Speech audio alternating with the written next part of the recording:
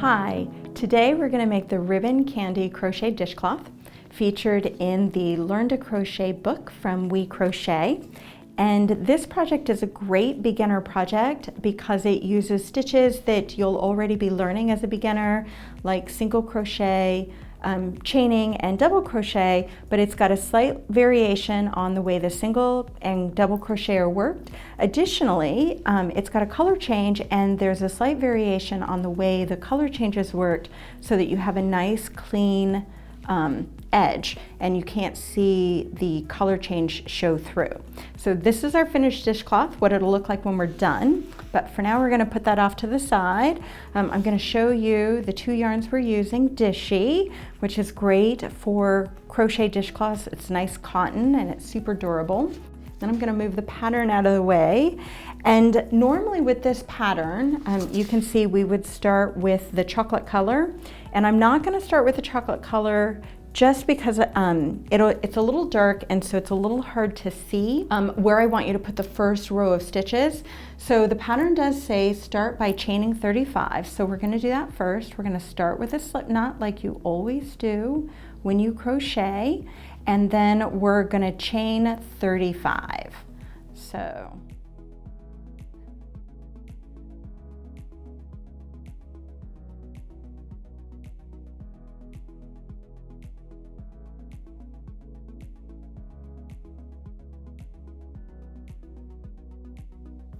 okay, now that we've chained our 35 stitches, I'm going to lay this down so that you can see the chain.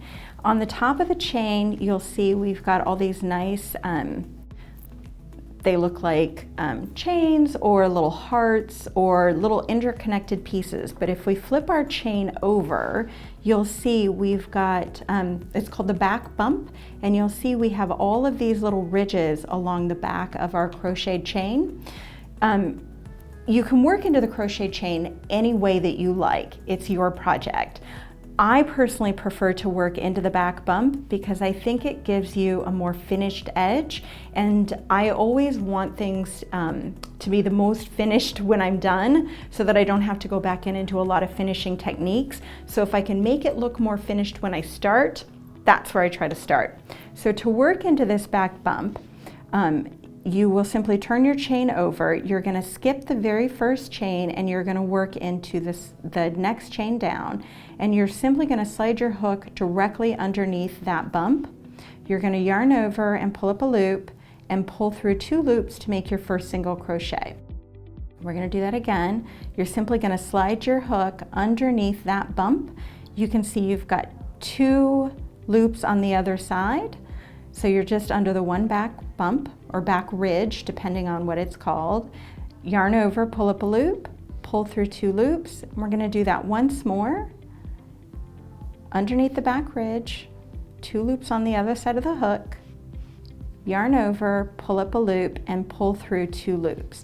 You're going to continue to work in those back ridges all the way across this first row until you have 34 single crochet stitches. And that's going to be the very first row. Now I'm going to put this aside because, as I said, this pattern actually starts with chocolate, but this dark color, it's really hard to see that first back ridge. So I wanted you to be able to see it with the lighter colored yarn.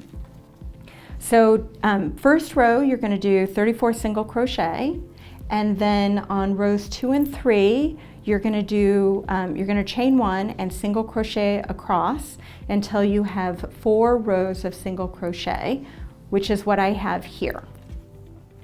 And then when you get to the very last stitch in the row, so I've only done 33 single crochet on this last row. When you get to the very last stitch in the row, this is where we're going to make our color change. And what we're going to do is we're going to go into the stitch, we're going to yarn over and pull up a stitch like normal, except now we're going to change over to our lighter colored yarn. We're going to go to that conch. And you can make a slip knot if you prefer. I don't like to have a slip knot there because it actually creates a little knot that I think is an extra bump. So I simply wrap the yarn around my hook and I pull it through. You can pull the end so that you can make sure that you have a nice long tail. You can also pull your original color to pull that stitch down to make it a little more secure. And then at this point, you're simply going to start working your pattern with the new color. So now we're going to chain 1, then we're going to turn our work to begin the next row, and this next row combines single crochet and double crochet stitches. So we're going to single crochet in the first stitch, so you're going to yarn over and pull up 1 loop and pull through to make your single crochet. Then you're going to double crochet in the next stitch, so you're going to yarn over, pull up a loop. You're going to have 3 loops on your hook, yarn over, pull through 2, and then pull through 2 again.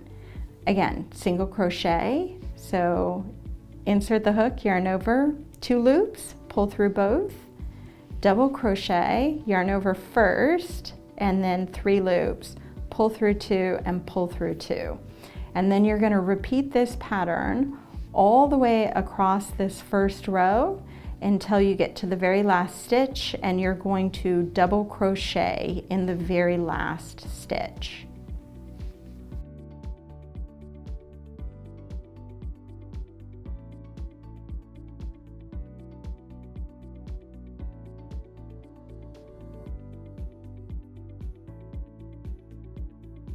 So we're now to our last 2 stitches in the row, and we're just going to continue to work the pattern. We're going to work 1 single crochet, and then we're going to work 1 double crochet at the very end of the row. And then, following our pattern, we're going to chain 1 and then turn. And I forgot to mention, we want to cut this brown color because we don't want it to be in our way. Actually, I'm not going to cut it yet. I'm going to show you why we're going to cut it first. When I get to the other end of the row, I'll show you why we're going to want to cut that. So now we're ready to start our next row. And this pattern is going to be worked exactly as the previous row, 1 single crochet, 1 double crochet, except we're going to work it in the back loop only. So we've done our chain 1 and we've turned, and we're ready to start our row. And so we're going to look at the top of our chain, and we can see all of our little V stitches. And normally you go underneath both V stitches, but in this case we're working in the back loop only. So you're just going to go underneath that 1 single back stitch or that back loop. You're going to work a single crochet like normal. You're going to yarn over, pull up a loop, yarn over and pull through 2, and then you're going to work a double crochet the same way, working only under that back loop. So yarn over and pull up a loop, 3 loops on the hook, yarn over, pull through 2, and then pull through 2. So one more time, we're going to work under the back loop only and make a single crochet, and then in the next stitch under the back loop only we're going to make a double crochet. And then one more time, back loop only, single crochet, back loop only, double crochet. And then you're going to continue to work this pattern all the way across the row, just like you did the previous row, except in the back loop only.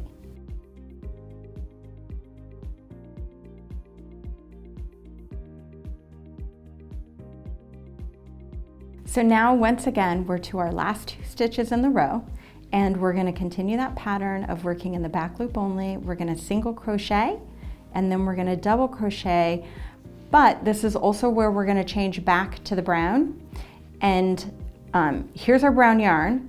So we could pull it up, but I don't like to do that, and I'm going to show you why.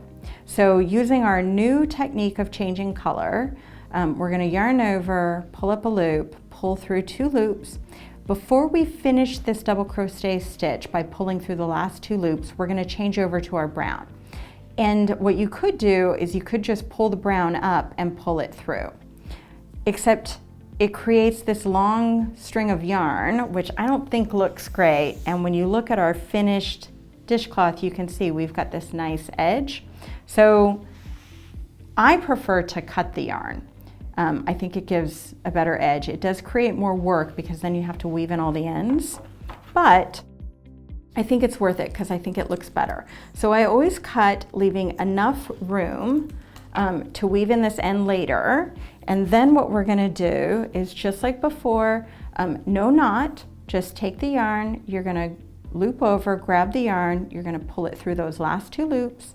You can tighten down the previous color to make it a little tighter, and then you're going to chain 1, and then you're gonna turn and you're gonna start working the next row of your pattern. And the next row of the pattern is simply back to single crocheting in every stitch across. And so you're gonna work that just like every other row. Another reason that you're gonna wanna cut your ends rather than just leave them dangling is because this next set of instructions is 3 rows. So you're gonna work over, you're gonna work back, and then you're gonna work back over here. And if you leave the end connected, you've got your peach on this end, but you're gonna need to start over on this end, and so it's not in the right place. And you could hold it and work over the top of it. I just think that that creates a problem. If you accidentally snag it, it can create all sorts of problems. So I do work the first couple of stitches, and then I'll go back in and I will cut this end so that my yarn will be freed up and ready for me when I come back. It does create a lot of ends that you're gonna have to weave in, but to get the finished project to look the way that you want it to look, it's just a tidier, cleaner finish to weave the ends in at the end. It gives you this nice edge, and it just gives a tidier appearance. So that's it. That's how you're gonna make this dishcloth. Instead of working your last stitch the way you normally do, before you finish off the stitch, you're gonna change to the new color. And when you work this peach row, you're gonna work it in the back loops so that you get this nice ridge. So that's it. Easy peasy. Happy stitching until next time.